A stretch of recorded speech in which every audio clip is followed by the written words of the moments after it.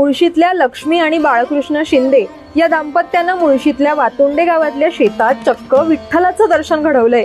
भात रोपांची अनोखी हिरवीगार 120 फूट लांब विठ्ठल माऊली त्यांनी साकारली आहे। पंढरीची वारी सुरू असतानाच ही भात रोपांचं विठ्ठलाचं रूप पाहण्यासाठी पुण्यातूनही आता गर्दी होऊ लागली आहे। या विठ्ठलाचा फोटो व्हायरल झाल्यानं शेतातल्या हिरव्या विठ्ठलाचं कौतुक साऱ्या देशभर होतंय। बाळकृष्ण शिंदे यांनी आपल्या 1 गुंठे शेतामध्ये विठ्ठल शोधला आणि तो पेरला।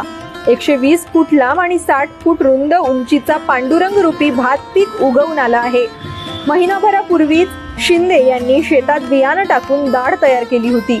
भाताच्या दाढी विठ्ठल रूपी फक्कीनं काढलेल्या डिझाईन मध्ये तंतोतंत पेरल्यात।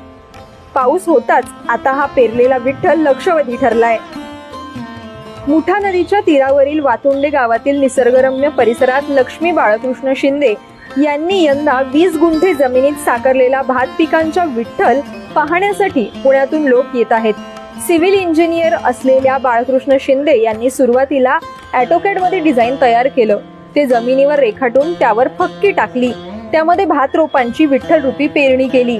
आता पाऊस होताच या हिरवागार विठ्ठलाचं दर्शन होत आहे। भक्तिमय शेतीच्या या मुळशी पॅटर्नची चर्चा पुण्यातच नव्हे तर देशभर होतीये। पुण्यातील आणखीन घडामोडी जाणून घेण्यासाठी फॉलो करा लोकमत पुण्याचं फेसबुक पेज। या व्हिडिओलाही जास्तीत जास्त शेअर करायला विसरू नका। पुण्याहून शिवानी खोरगडे, लोकमत।